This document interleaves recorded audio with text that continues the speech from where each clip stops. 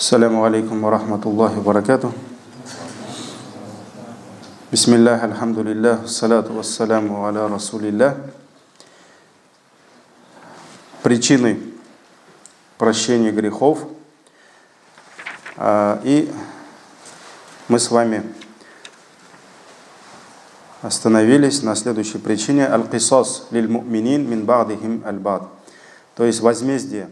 Возмездие, когда за обиды одного мусульманина, за то, что один мусульманин верующий обидел при жизни другого мусульманина, может быть, забрав его имущество, затронув его честь, достоинство, или же причинив ему телесный какой-либо вред. Так ведь мы с вами сказали, что если они будут в раю, то перед тем, как попасть в рай, Аллах Тааля их очистит от этих грехов, чтобы никаких обид, никаких каких-то воспоминаний, что кто-то кого-то когда-то обижал, что кто-то у кого-то что-то забрал. Когда они будут встречаться в раю, такого никогда не будет, такого не будет. Поэтому перед тем, как войти в рай, Аллах Тааля у кого надо заберет, кому надо, он компенсирует. Поэтому хадисов очень много, как, например, хадис, который передает нам Абу Саид аль-Худри, радийаллаху анху, где посланник Аллаха, саллаллаху алейхи вассалям, сказал: когда верующие, яхлюсуль му'минуна минан-нар, когда они спасутся от огня, ваюхбасуна аля кантаратин бейналь джаннати ван-нар, их задержат, они задержатся на мосту между раем и адом. Вот что такое кантара, если это переводится как джиср, мост, и что такое сират, сират купры, это тоже, мы знаем, мост над адом, так ведь. Поэтому здесь ученые объясняют по-разному. Некоторые ученые говорят, что сират и кантара это одно и то же. То есть то, через что мост, через который пройдут над огнем люди, кто-то упадет, кто-то пройдет, так ведь, это и сират, и кантара. Кто-то говорит, что это татиммат ас-сират, что это уже завершающая часть, конец сирата.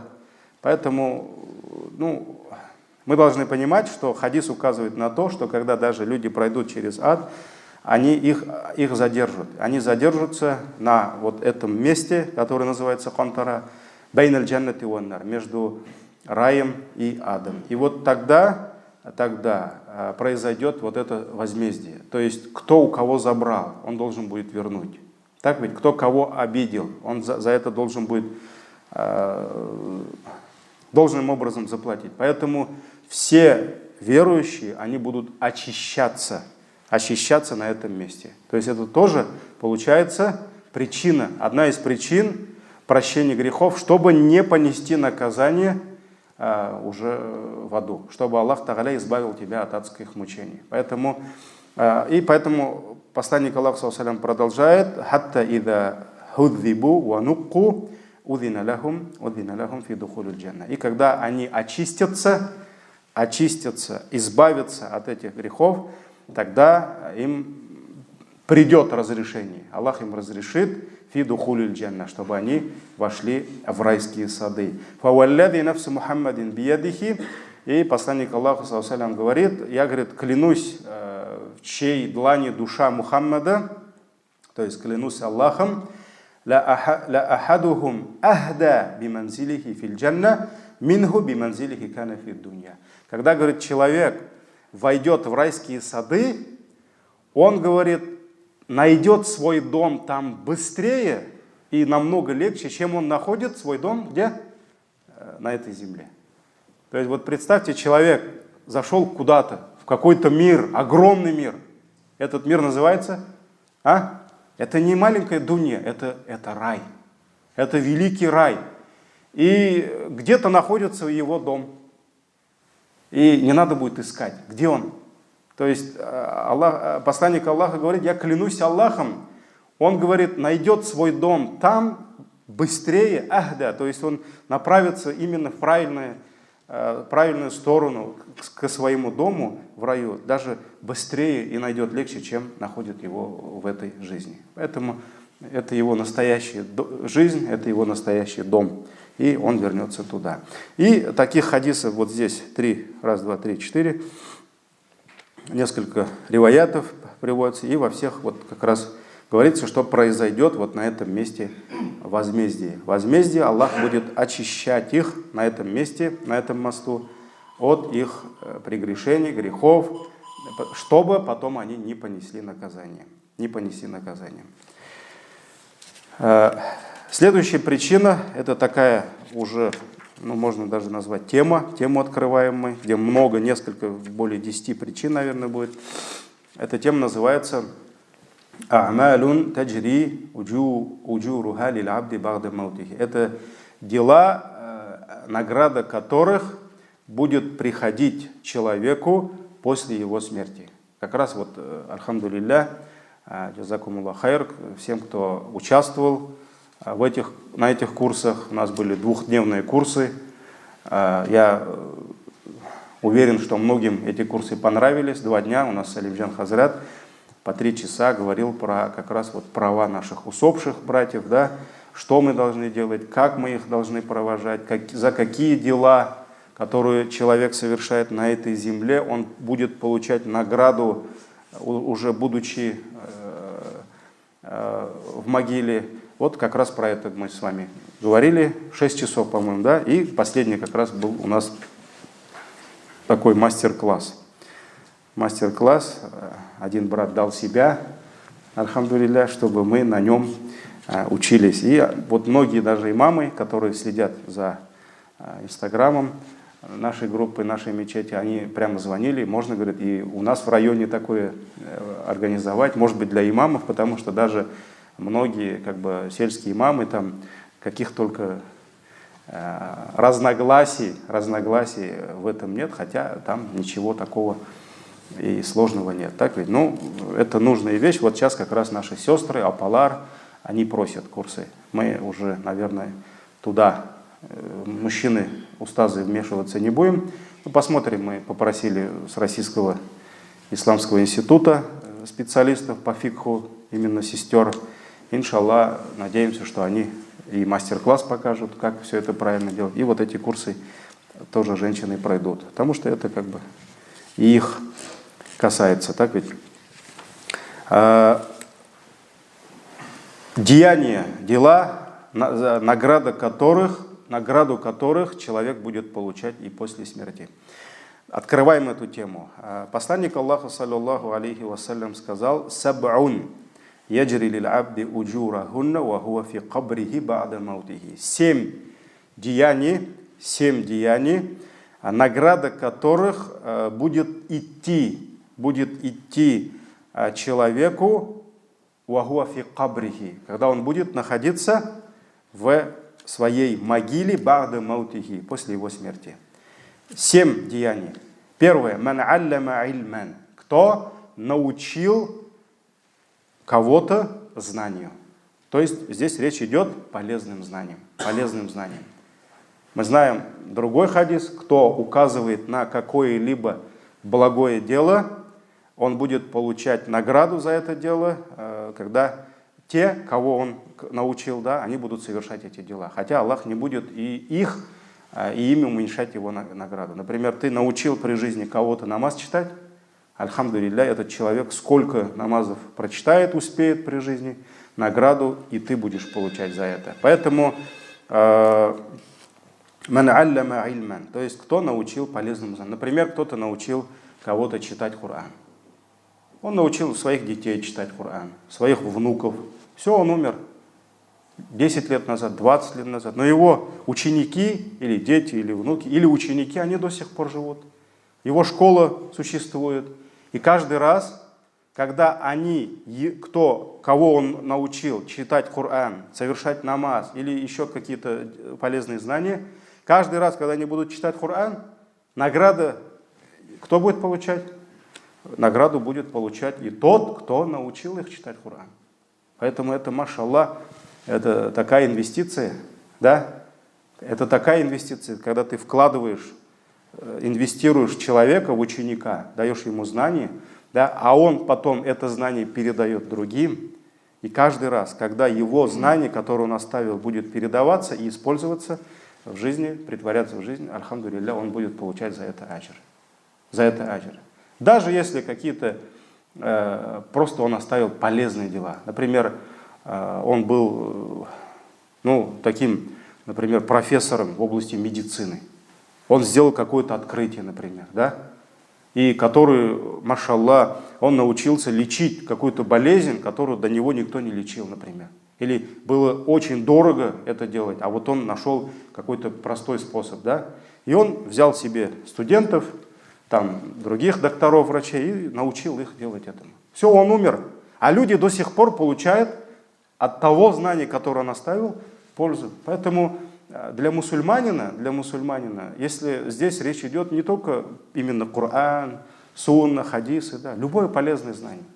Может, он там какое-то изобретение сделал в жизни, да, может быть, там в астрономии, физика, химии, да, может быть, он там, никто не мог починить, как он вот машину, он научил, да, и люди, машаллах, пользуются этим и получают от этого пользу. Поэтому полезные знания. Ман алляма ильма. Или же направил реку.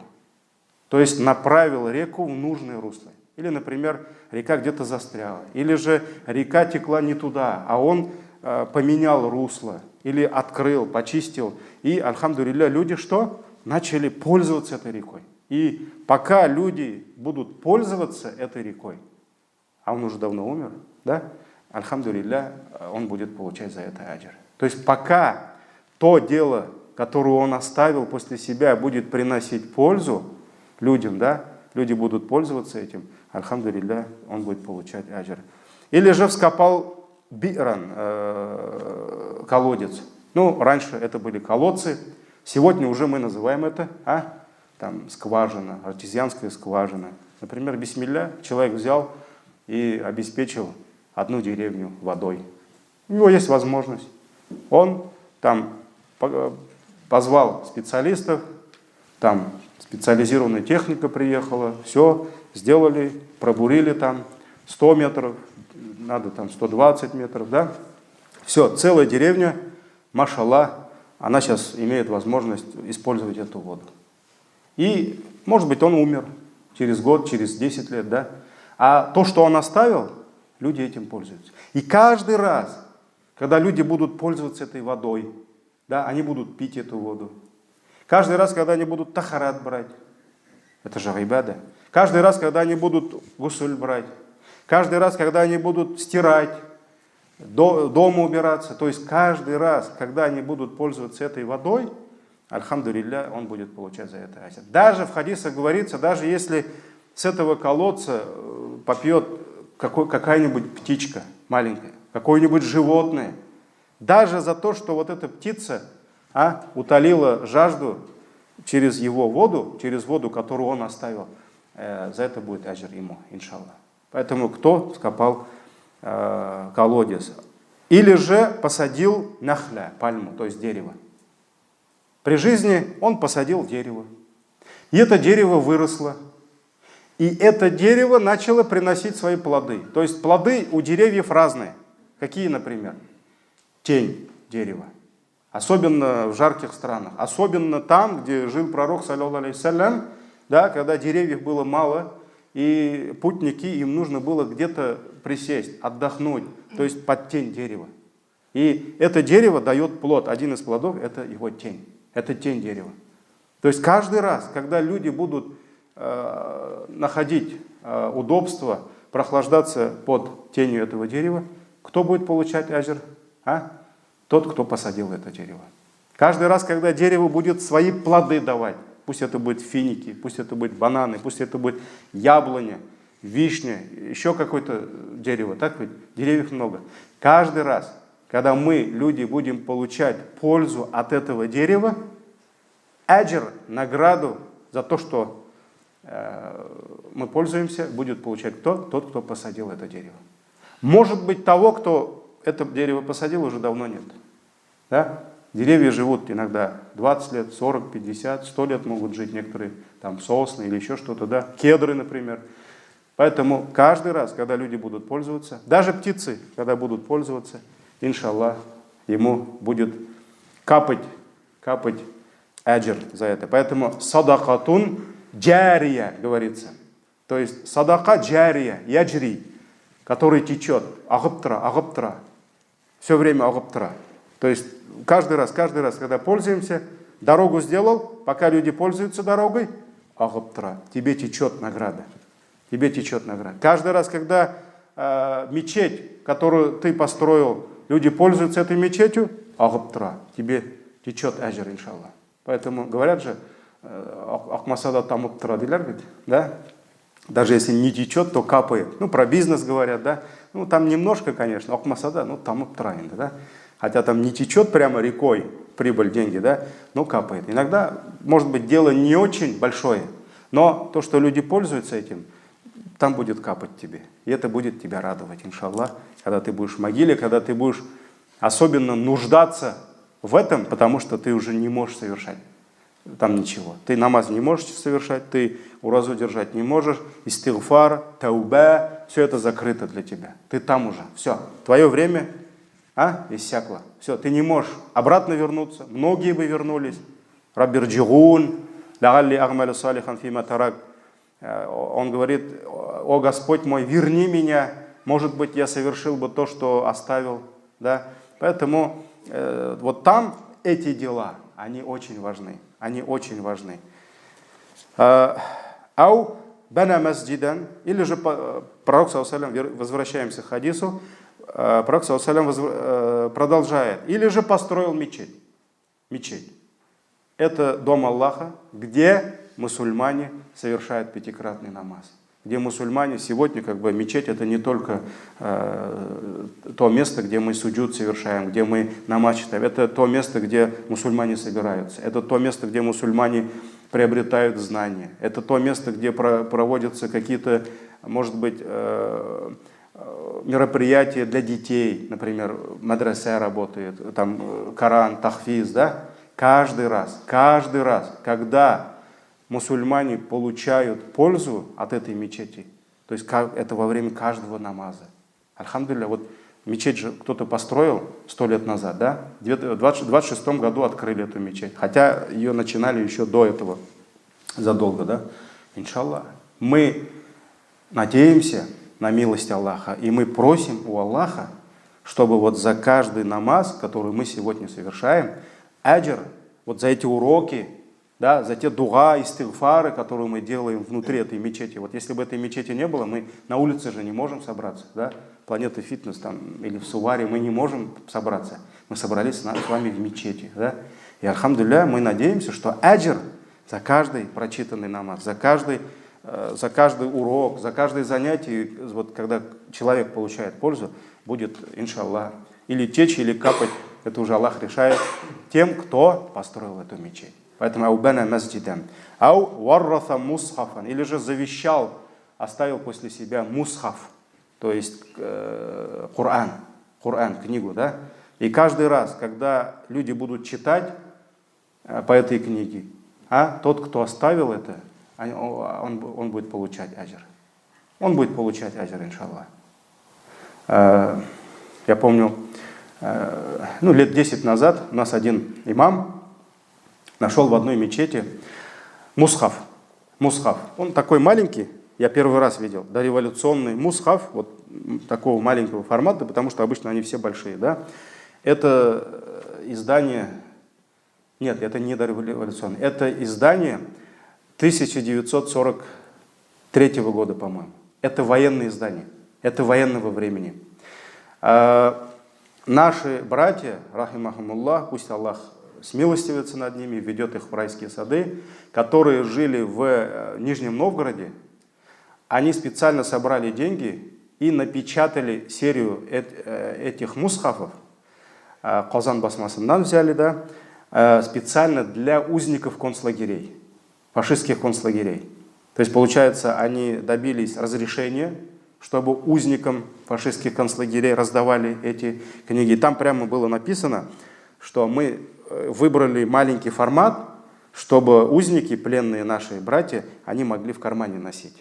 Они в кармане носить. И вот они бесплатно это раздавали. Я помню, у нас еще имамы нижнекамские говорили, а давайте мы этот мусхаф немножко, мәжлисләргә алып барабыз, чтобы людям рассказать, вот что они сделали, и читать, чтобы хотя бы через этот мусхаф те наши братья, которые вот взялись за это дело, да, они аджр получали. Поэтому ты оставил мусхаф. Каждый раз, когда люди будут читать по этому мусхафу, иншаллах,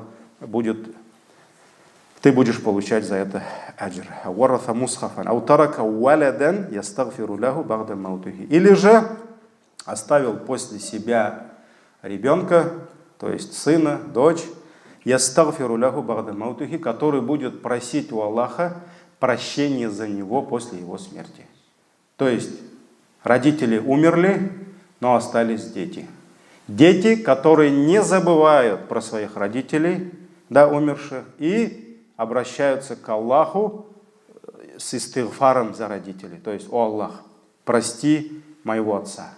О Аллах, прости мою мать. О Аллах, прости моего дедушку, бабамны кишер, абиимны кишер. Вот, то есть они просят прощения за грехи родителей после их смерти. То есть получается, это он их такими воспитал.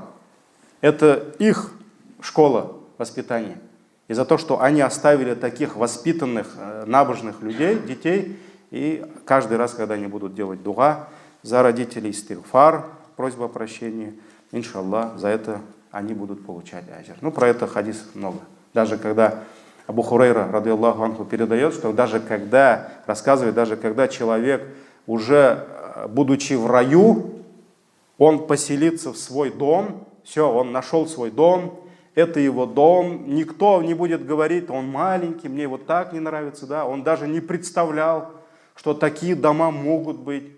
Он даже не представлял, что, оказывается, милость Аллаха безгранична, что вот Аллах одарил его таким домом. И через некоторое время Абу Хурайра говорит, что к нему придут ангелы и скажут, что это не твой дом, а вот твой дом еще выше. То есть ему дадут, выдадут еще лучший дом. И когда он очутится в этом доме, он поймет, что этот дом еще лучше, и тогда он спросит: о Аллах, за что мне это? Что я такого великого сделал, чтобы вот и так с хорошего дома прекрасного меня поселили в еще лучший дом? И тогда ему ангелы скажут: это твои дети, которые делают за тебя истигфар. То есть ты умер, а дети за тебя дуа делают. О Аллах, прости грехи моему отцу, прости грехи моей матери. Поэтому это очень важно, и мы это не должны забывать. Мы это не должны забывать каждый раз при любом удобном случае. Сподвижники, табигины и наши ученые, наши уммы, когда они знали, что вот это время, когда Аллах принимает дуа, они просили истигфар за себя, за свои семьи, за своих братьев и тех братьев, сестер, которые уже покинули эту землю. То есть за родителей, за бабушек, дедушек мы должны просить истигфар, и это очень важно. Этот хадис хасан, иснад хороший, ахраджаху аль-Баззар. И ученые сказали, что это хасан, хороший иснад. Следующий хадис. Пророк, саллаллаху алейхи вассалям, сказал 4 благих дела, то есть в первом хадисе 7 было, да, а здесь уже 4. Таджри алейхим уджурухум бa'даль маут.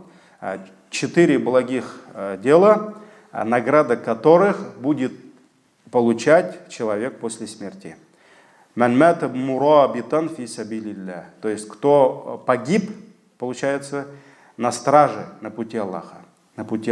То есть ему аджр будет идти даже после его смерти. Ваман аллама ильман. И кто научил благому знанию.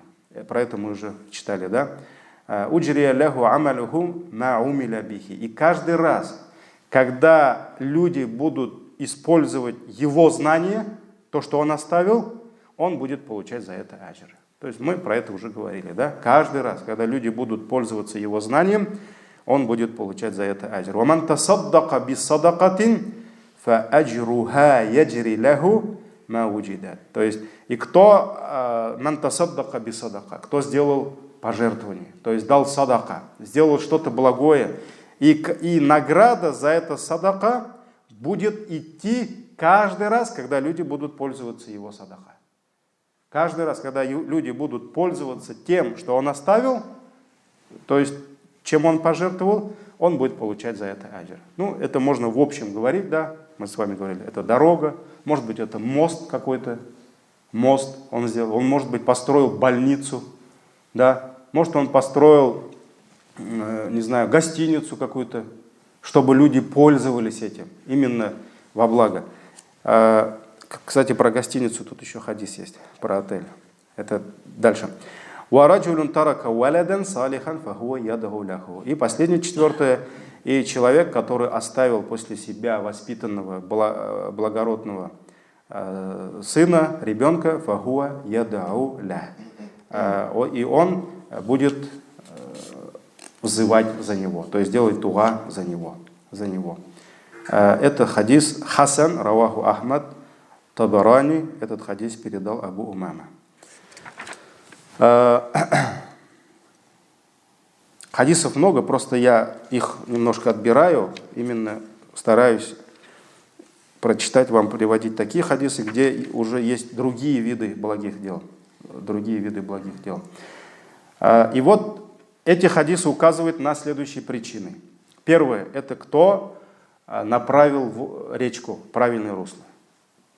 Направил, про это говорили, да? Второе, это тот, кто вскопал колодец, то есть, альхамдулилля, дал людям воду. Это второе. Третье, мантарака садакатан джариятан, кто оставил после себя именно садака джария, то есть именно то благое дело, пользы которых люди будут получать после его смерти. Каждый раз, когда будут получать, он будет получать аджр. Ман варратха мусхафан, кто завещал после себя мусхаф, Коран. Следующий, ман мата мурабитан фи сабилилля, следующая причина, в хадисе это мы с вами нашли, да, тот, кто умер на страже на пути Аллаха, охраняя мусульман, их безопасность, так ведь. И последнее, ман тарака валадан ау акибан ястагфиру лаху, тот, кто оставил после себя сына, дочь, которые будут просить за него прощения. Вот это те дела, которые будут приносить нам аджр и после смерти. Следующая вот тема тоже касается как раз этой причины. Ма юхда лиль майит ба'да маутихи. То есть, что можно посвящать или же дарить умершему после его смерти. То есть в исламе есть такая тема, когда человек может совершить какое-либо благое деяние, и награду за это деяние он может подарить кому-то из усопших братьев. Родителям, может быть там сыну, дочь, которая умерла, да? Может быть просто какому-то брату, с которым они вместе намаз читали. Да? Вот эта тема есть. Но что касается этой темы, есть там разногласия. Поэтому есть ученые, которые говорят, человек может совершать какие-либо виды благодеяний, ибадатов только за себя, и он будет получать аджр только сам. Некоторые ученые говорят, что человек может посвящать или дарить награду каких-либо благих дел, но это только амаль айбадат малия, то есть это те виды поклонений, которые касаются только имущества. Например, садака. Например, там мечеть построил и попросил у Аллаха, чтобы аджр весь получал не он, а его отец, например. Или там вырыл колодец, но сделал такое намерение, что весь аджр, который будут люди пользоваться этим, каждый раз, когда будут пользоваться этим, чтобы аджр получал его отец, а не он. То есть некоторые ученые говорят, что можно дарить, посвящать аджр, награду только через имущественные виды поклонений. Но, что касается телесных поклонений, например, намаз, там, ураза, пост, да, хадж, не могут. Некоторые так говорят. Некоторые говорят, что хадж можно. Вот поэтому здесь такое разногласие среди масхабов, среди ученых ахлю сунна есть, но давайте погружаться в эти все разногласия мы не будем, но я попытаюсь как бы так быстро пройти через эти разногласия. Есть ихтиляф среди ученых, разногласия, да, кто-то говорит «мани мутлакан», то есть мы не можем, кто-то говорит «все можно». Все, любое благое деяние можно посвящать, да.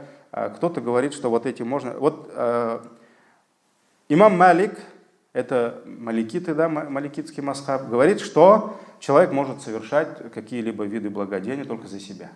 То есть этого мнения придерживается масхаб Ахлю Сунна валь Джамаа, масхаб имам Малика и его ученики. Есть ученые, которые говорят, что человек может все посвящать, любой вид поклонения. То есть он может, например, уразу держать за своего усопшего брата, он может и садака давать, он может и хадж совершать. И вот здесь самый такой демократичный взгляд, кстати, для многих это будет, может, и сюрпризом, это взгляд Ибн Таймии. То есть он говорит, что он пишет, что человек может любой вид поклонения, он может совершать и посвящать награду другим. Кстати, вот есть у нас, наверное, я это пропустил, Салимджан Хазрат, наверное, про это говорил, Коран Багушлау. Кто на занятиях был, вот у нас есть недопонимание среди наших пожилых абыев, да, бабаев, и между бабаями и между нашими такими молодыми, которые у нас занимаются оживлением сунны, да, они говорят, что нельзя багышларга, тгсбс, хотя во многих мнениях они, может быть, придерживаются мнения Ибн Таймии. Да. Кстати, вот Ибн Таймии говорит, что можно. И Коран можно читать, да, можно с таким намерением, что ты читаешь Коран, и чтобы аджр получали наши усопшие братья и сестры, родители, ну, если это мусульмане, конечно. Если это не мусульманин, тогда мы ничего не можем делать. Хоть там ты все золото на этой земле потрать, если это не мусульманин, то это уж биттифак, биль-иджмах, то есть мы не можем. Но вот, кстати, это есть мнение Ибн Таймии, что можно Коран, хотя у ханафитов есть еще другое мнение, что нельзя. Вот поэтому здесь как бы те братья, которые где-то говорят, что вот Ибн Таймия был на верном пути, да, придерживаются его мнений и ставят во главе всего, да, а здесь говорят, что бабайлар они не правы, багышларга ярамы, вот они должны понимать, что Ибн Таймия как раз говорит, что можно читать Коран и награду посвящать, делать именно награду, посвящать, дарить усопшим. Поэтому это мнение Ибн Таймии. Дальше. Джумхуруль гуляма.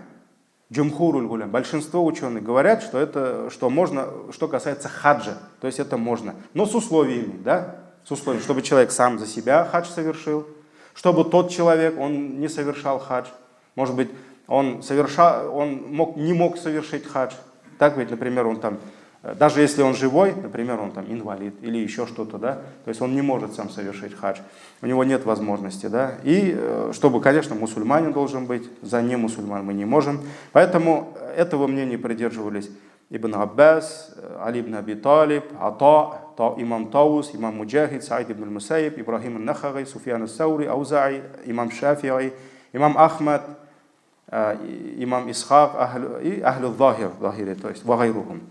И некоторые ученые сказали, что хадж можно совершить, но нельзя совершить пост. То есть нельзя совершать пост. Это мнение имама Шафи'i и также Ибн Умар, Гайша и Абу Ханифы. Поэтому некоторые говорят, что можно совершать саумун надар, то есть пост, который он обещал, то есть обет, пост ан-назара. Это есть Ибн Аббас, Исхак, Абу Губайд, Лейф, Ибн Саад и так далее. Вот, поэтому есть как бы здесь разногласия среди ученых. Но вот как раз телесные виды. Поэтому если подытожить, телесные виды поклонений, пусть это будет, например, конкретно вот аль-вуду, например, тахарат, аль-гусль, таяммум, намаз, и пост, который не касается обета, да, когда человек не дает обет. Поэтому вот здесь можно сказать, что ля таджузу ниябата фиха мутляхан. То есть мы не можем за кого-то тахарат брать, за кого-то гусуль брать, за кого-то таяммум брать. Вот. И что касается имущественных поклонений видов, да, малия называется, здесь есть, например, можно привести пример как доказательство када уддейн алиль майт. Например, у человека были обязанности долговые, и когда он умирает, кто-то может взять на себя его долги. Так ведь?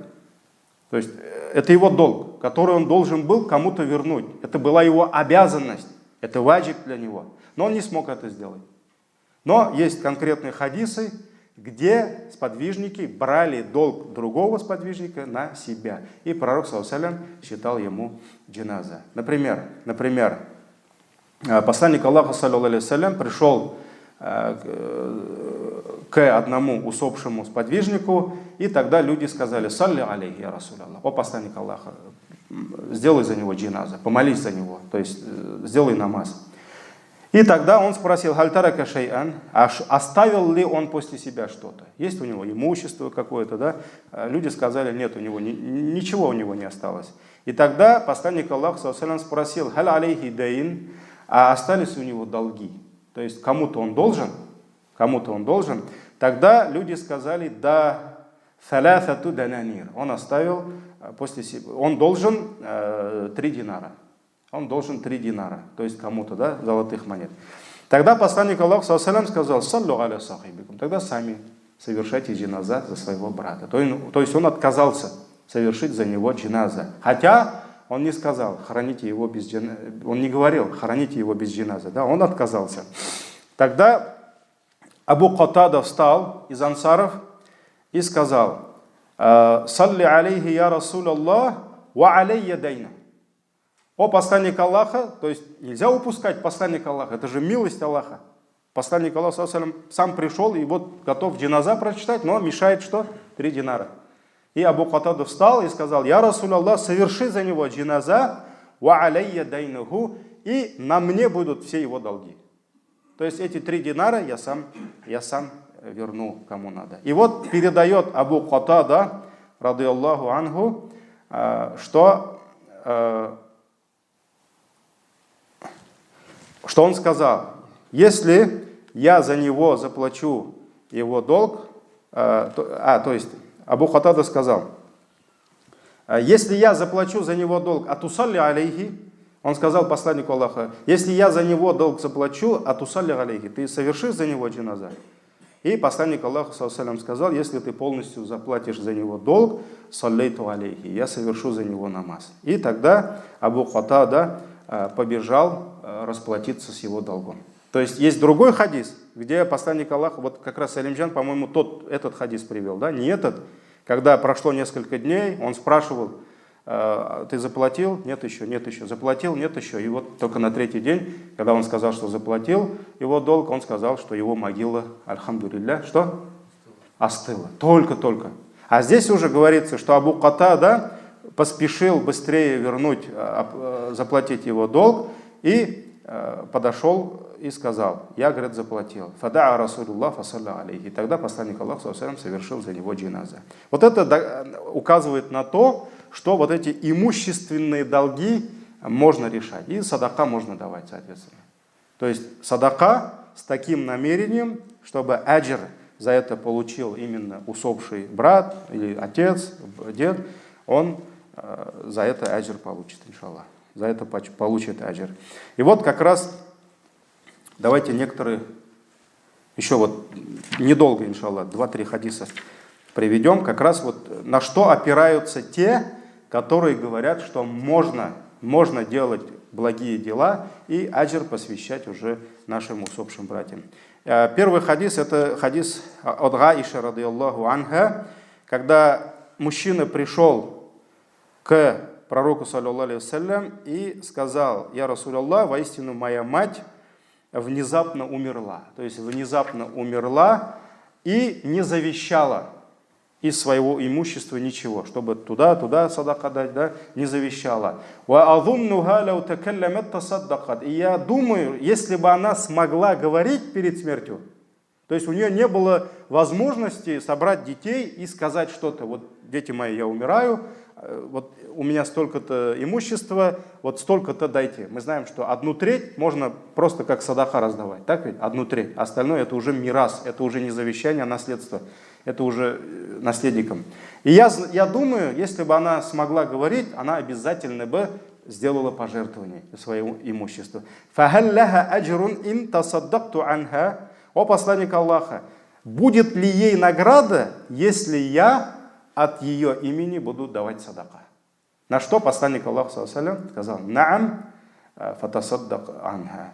Да, жертвуй от нее, то есть от ее имени. Это хадис ахраджахуль Бухари, Муслим, Малик, Абу Дауд, Ан-Насаи, Ибн Маджи, Байхаки, Ахмад и так далее, и так далее. То есть это в Бухари, Муслим есть этот хадис.